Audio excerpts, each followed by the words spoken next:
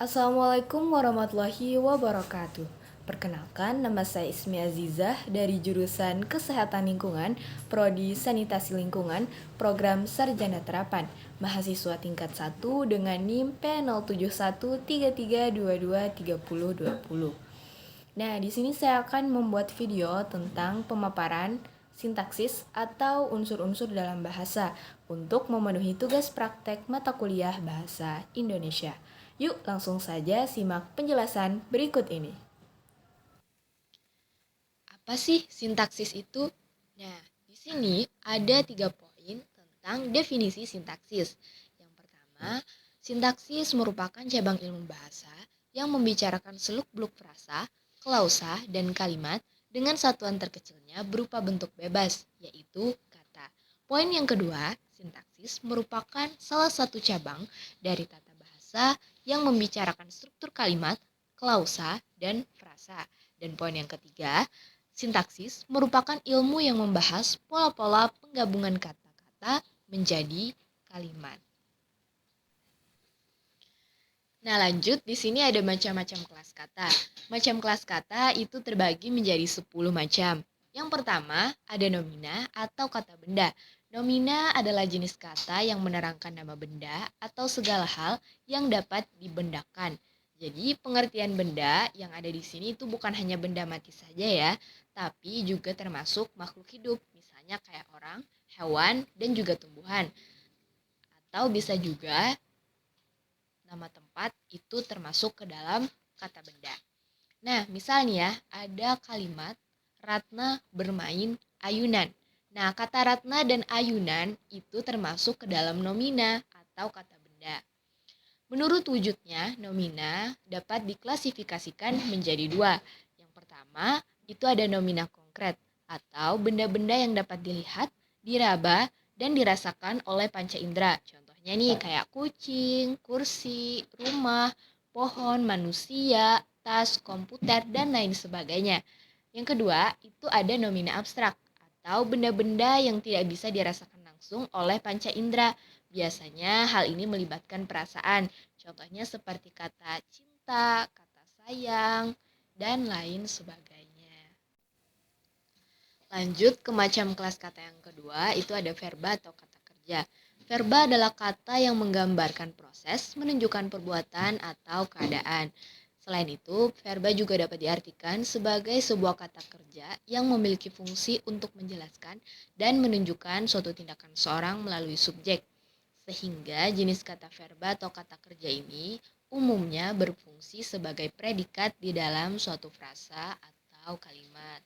Contoh yang termasuk verba atau kata kerja nih ya, kayak membeli, memberi, mencuci, dan lain sebagainya. Misalnya dalam sebuah kalimat, Ratna membeli sayur. Nah, kata Ratna itu sebagai subjek, kemudian membeli itu merupakan kata kerja sebagai predikat dan sayur itu sebagai objek. Macam kelas kata yang ketiga itu ada adjektiva atau kata sifat. Adjektiva adalah salah satu jenis kata dalam bahasa yang digunakan untuk memberikan deskripsi atau keterangan tentang suatu benda, orang, tempat, atau kejadian. Nah, adjektiva ini memberikan informasi tentang sifat, karakteristik, atau kondisi dari hal yang dijelaskan. Secara umum, adjektiva adalah kata yang digunakan untuk menjawab pertanyaan seperti bagaimana atau seperti apa dalam konteks suatu kata benda. Misalnya dalam kalimat bunga itu indah. Nah, kata indah dalam kalimat tadi adalah adjektiva yang memberikan deskripsi tentang sifat dari kata benda bunga. Nah, adjektiva itu dapat digunakan untuk menggambarkan berbagai aspek seperti warna, ukuran, bentuk, suhu, usia, kualitas, dan emosi. Misalnya nih kayak dalam kalimat mobil itu merah atau dia sangat marah. Nah, kata-kata merah dan marah adalah adjektiva yang menggambarkan warna dan emosi. Lanjut yang keempat ada adverbia atau kata keterangan. Nah, adverbia ini adalah kelas kata yang memberikan keterangan kepada kata lain seperti verba dan adjektiva yang bukan nomina.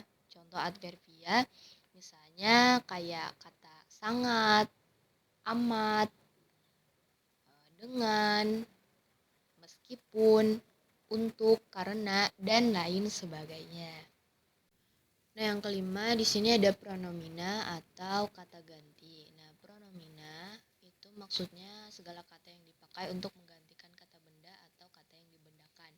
Dalam menulis kalimat atau paragraf yang panjang, seringkali kita itu dapat mengulang suatu kata atau padahal kalau sebuah kata diulang-ulang terus tuh dalam satu kalimat justru membuat kalimat menjadi tidak efektif. Makanya pada kasus ini pronomina itu berperan penting untuk dapat menjalankan fungsinya agar kalimat menjadi lebih efektif. Nah, ada beberapa jenis pronomina, yaitu di sini ada pronomina persona. Yang pertama di dalamnya ada kata ganti orang pertama, contohnya seperti saya, aku, hamba, dan lain sebagainya. Kemudian yang kedua itu ada kata ganti orang pertama jamak seperti kami, kita, ya kan? Lanjut, itu ada kata ganti kepunyaan. Nah, kata ganti kepunyaan itu maksudnya seperti ku itu pengganti aku, mu pengganti kamu atau engkau, dannya itu pengganti ia, dia ataupun mereka. Nah, selanjutnya ada kata ganti petunjuk. Nah, kata ganti petunjuk ini dibagi lagi menjadi 4 berdasarkan fungsinya. Seperti ini, itu, sana, sini, begini, begitu, itu termasuk kepada kata ganti petunjuk. Kemudian ada kata ganti tanya. Kata ganti tanya ini seperti apa, bagaimana, kapan, mengapa, siapa, di mana. Kemudian ada kata ganti penghubung. Contohnya kayak yang, terus adalah. Nah, itu termasuk kata ganti penghubung. Yang terakhir ada kata ganti tidak tentu seperti sesuatu, seseorang, barang siapa, masing-masing, para. Pokoknya jenis kata ganti tak tentu itu adalah kata ganti yang digunakan untuk menunjukkan sesuatu yang informasinya masih belum diketahui dengan jelas baik wujud atau jumlahnya. Makanya tadi kan contohnya seperti sesuatu, seorang, barang siapa, masing-masing, para. Contoh kalimatnya nih ya, barang siapa bersungguh-sungguh pasti akan berhasil.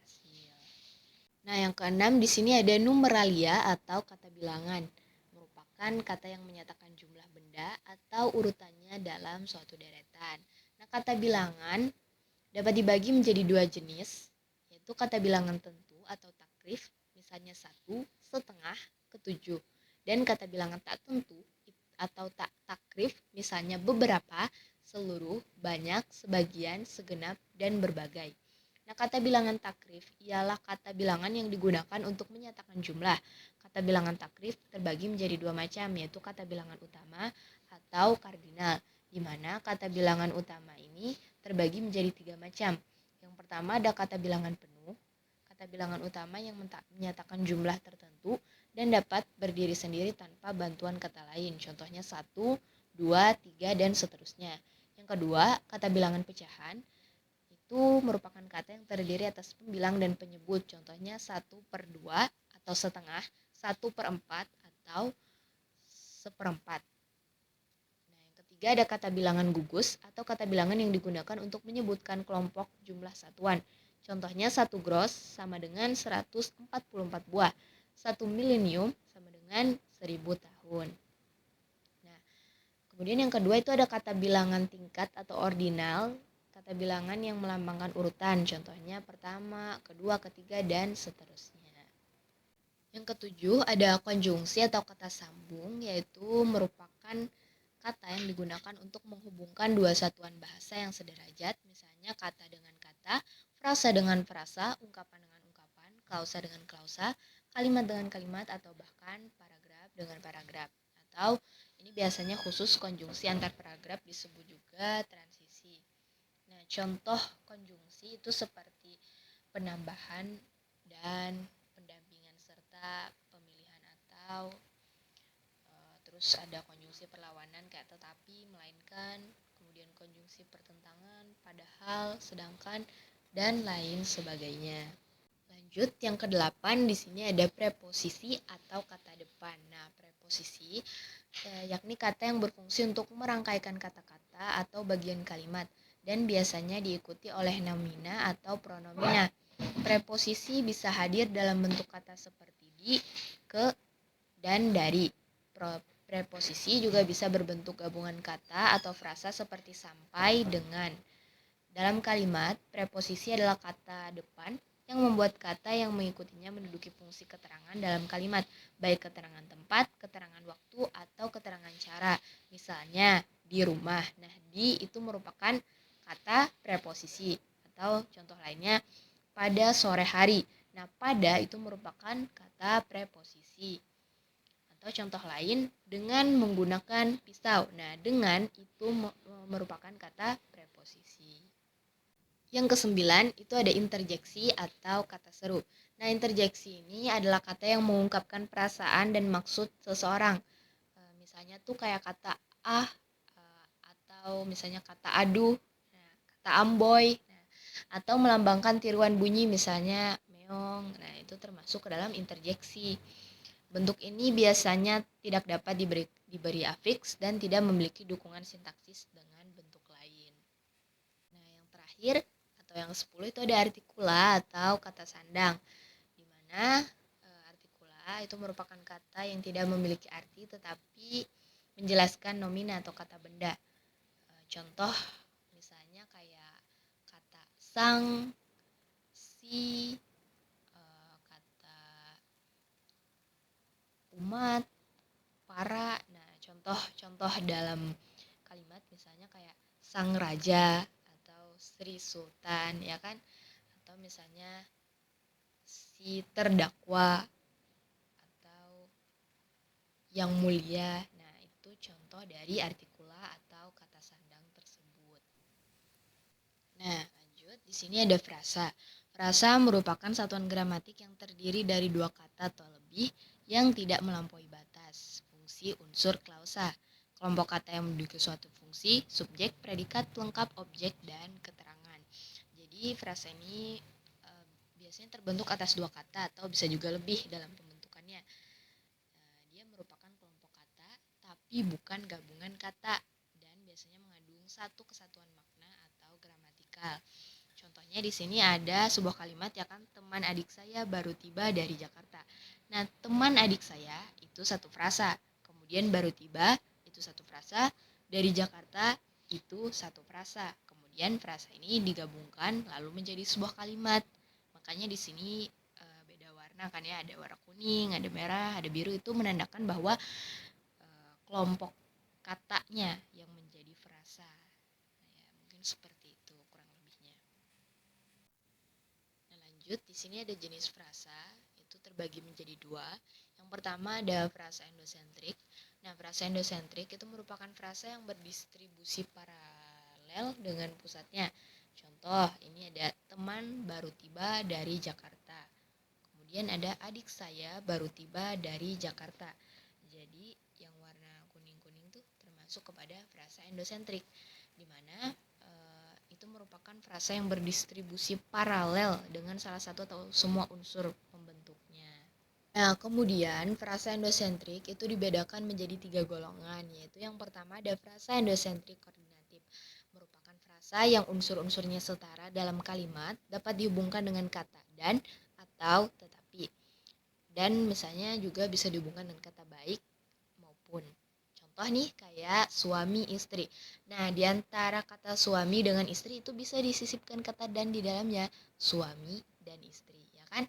Kemudian contoh yang kedua, belajar atau bekerja. Nah, bisa kan disisipkan kata atau di antara kata belajar dan bekerja. Kemudian yang kedua itu ada frasa endosentrik atributif, yaitu frasa yang unsur-unsurnya tidak setara sehingga tidak dapat disisipkan kata penghubung dan atau. Contohnya seperti ATM BNI. ATM dengan BNI itu unsurnya tidak setara sehingga tidak mungkin kita sisipkan kata dan maupun atau di antara kata ATM dengan BNI. Misal kita contoh nih ATM atau BNI. Tidak bisa kan, tidak cocok karena memang tidak setara. Kemudian contoh lainnya ada buku baru. Nah, di antara kata buku dengan baru tidak mungkin juga kita sisipkan kata dan, buku dan baru. Sudah jelas tidak setara, ya kan? Makanya tidak dapat disisipkan kata penghubung dan atau. Yang ketiga itu ada frasa endosentrik apositif, yaitu frasa yang unsurnya bisa saling menggantikan dalam kalimat tapi tak dapat dihubungkan dengan kata dan atau. Contoh nih, Jakarta, ibu kota Indonesia. Nah, ibu kota Indonesia di sini itu merupakan frasa endosentrik apositif. Sebenarnya gunanya itu cuman untuk apa ya? Seperti menegaskan kembali gitu nah, bahwa Jakarta itu ya ibu kota Indonesia. Cuman di sini tidak dapat disisipkan kata dan maupun atau. Contoh yang kedua itu ada Insinyur Soekarno. Kemudian ditegaskan kembali nih menggunakan frasa endosentrik apositif, yaitu kalimatnya menjadi Insinyur Soekarno, Presiden pertama RI. Lanjut, yang kedua itu ada frasa eksosentrik. Ialah frasa yang berdistribusi komplementer dengan pusatnya. Nah, artinya salah satu unsur dari frasa eksosentrik itu tidak dapat saling mengisi ketika dipisahkan. Contohnya kayak ini nih. Teman adik saya baru tiba dari Jakarta, ya kan? Di situ frasa eksosentriknya adalah dari Jakarta. Tapi ketika dipisahkan antara dari dengan Jakarta nih, teman adik saya baru tiba dari. Teman adik saya baru tiba Jakarta. Kan jadi menggantung. Maka dari itu frasa ini tidak dapat dipisahkan karena sifatnya saling mengisi. Nah, frasa eksosentrik itu dibedakan menjadi dua, yaitu yang A ada frasa eksosentrik direktif. Ialah frasa yang terdiri atas unsur perangkai dan unsur sumbu atau pusat. Nah, ini dibedakan lagi menjadi tiga, yaitu yang pertama ada frasa eksosentrik direktif preposisional. Nah, frasa ini yaitu frasa yang terdiri atas unsur preposisi, di mana itu berarti menggunakan kata dari, kepada, tentang sebagai perangkai dan unsur lain sebagai sumbunya. Contoh, ini ada ke kantor. Nah, ke itu kan menggunakan kata preposisi ya kan. Nah, jadi ke kantor itu termasuk kepada frasa eksosentrik direktif preposisional. Nah, si kantor di sini merupakan sebagai unsur lain, yaitu sebagai sumbunya. Kemudian contoh yang kedua itu ada dari Banjarmasin. Nah, dari itu sebagai perangkai dan Banjarmasin itu sebagai unsur lain yang menjadi sumbunya. Yang kedua, itu ada frasa eksosentrik direktif konjungtif. Frasa yang terdiri atas unsur perangkai yang berupa konjungsi seperti karena, walaupun, jika, dan unsur lain sebagai sumbu. Contoh, karena sakit. Nah, karena itu merupakan konjungsi, yaitu berarti posisinya di situ sebagai perangkai dan sakit itu sebagai unsur lain yang menjadi sumbu. Kemudian contoh yang kedua ada walaupun sepi. Walaupun itu termasuk kata konjungsi. Nah, itu sebagai perangkai dan sepi itu sebagai unsur lain yang menjadi sumbu. Yang ketiga itu ada frasa eksosentrik direktif artikel. Artinya frasa yang terdiri atas unsur perangkai yang berupa artikel dan unsur lain sebagai sumbu. Contoh, sang pangeran. Nah, sang itu merupakan perangkainya dan pangeran itu sebagai sumbunya. Kemudian contoh lainnya itu yang maha kuasa. Yang itu sebagai perangkai, yaitu berupa artikelnya ya. Dan maha kuasa itu sebagai sumbunya. Lanjut, yang B di sini ada frasa eksosentrik konektif. Ialah frasa yang salah satu unsurnya berupa kopula yang bertindak sebagai konektor dan berfungsi sebagai penghubung antara unsur sebelum dan sesudahnya. Nah, contohnya di sini ada titik-titik sebagai ketua. Jadi kopula ini ya biasanya itu terdiri dari kata adalah, sebagai, merupakan. Nah, itu termasuk ke dalam kopula. Nah, titik-titik di sini misalnya kita ganti nama orang ya, misalnya Putri sebagai ketua pelaksana kegiatan pramuka. Nah, sebagai itu merupakan penghubung antara unsur sebelum dan sesudahnya, antara nama Putri tadi dengan kata ketua, ya kan? Selanjutnya ada contoh yang kedua, titik-titik adalah mahasiswa teladan. Kita lengkapi, misalnya Ratna adalah mahasiswa teladan. Nah, Ratna itu sebagai unsur sebelum dan mahasiswa teladan itu sebagai unsur sesudahnya dan adalah itu sebagai penghubungnya. Slide selanjutnya di sini ada kelas kata frasa. Yang pertama ada frasa nominal. Nah, contoh kalimatnya paman sering minum di kedai kopi atau paman sering minum di kedai. Nah, kedai atau kedai kopi di situ itu merupakan nominal atau kata benda. Makanya ini disebut sebagai frasa nominal. Yang kedua itu ada frasa verbal. Contoh kalimatnya, Dadang sedang menulis makalah. Nah, ini bisa juga menjadi Dadang menulis makalah. Yang dimaksud dengan kata verbalnya itu adalah kata menulis, ya. Menulis itu termasuk ke dalam kata verbal, makanya di sini menjadi frasa verbal. Yang ketiga itu ada frasa adjektifal. Contohnya sangat merdu, cantik nian. Nah, merdu dan cantik itu kan termasuk ke dalam adjektifal. Tadi kan kita sudah jelaskan di awal ya. Kemudian yang keempat ada frasa numeral. Contohnya dua buah rumah atau dua rumah. Nah, dua buah dan kata dua itu merupakan numeral. Lanjut, yang kelima ada frasa preposisional.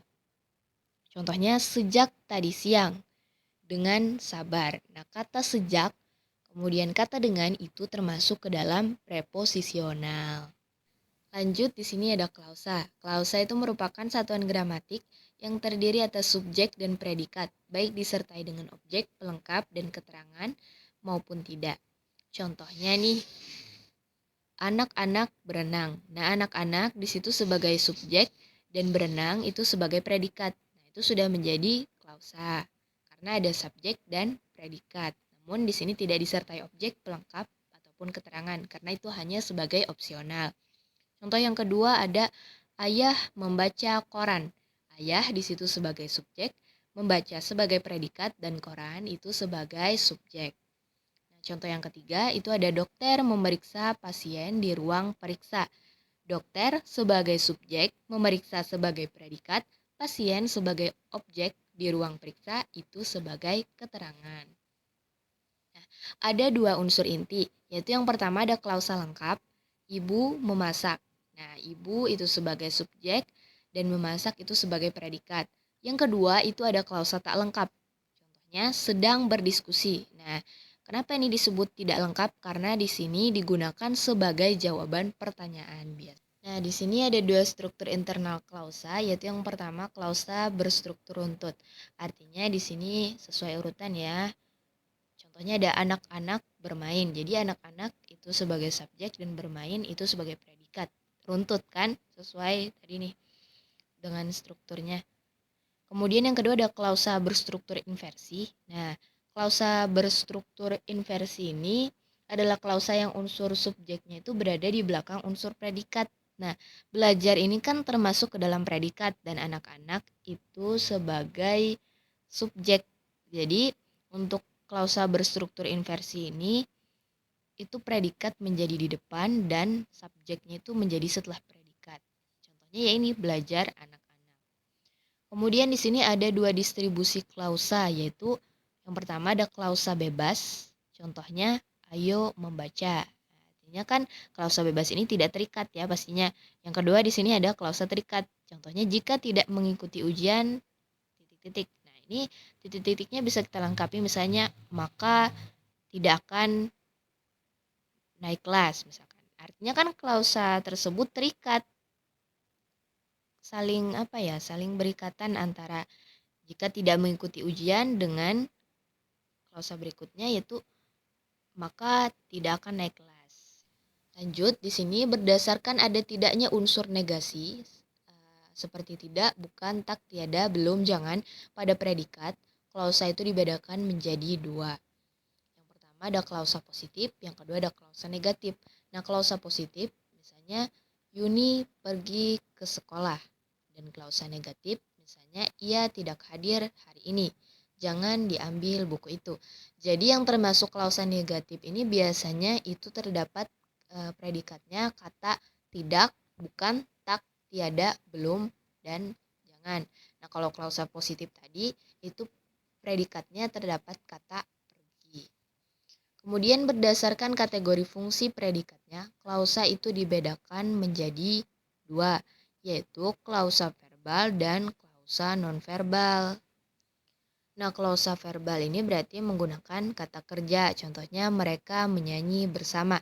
Menyanyi itu termasuk ke dalam kata kerja. Makanya disebut klausa verbal. Nah, yang kedua di sini kan klausa nonverbal itu menggunakan nominal, adjektival, numeral, dan preposition atau preposisi ya. Contohnya orang tuanya pedagang. Nah, kata pedagang itu merupakan kata nominal, makanya termasuk ke dalam klausa nonverbal. Contoh berikutnya ada rumahnya sangat jauh.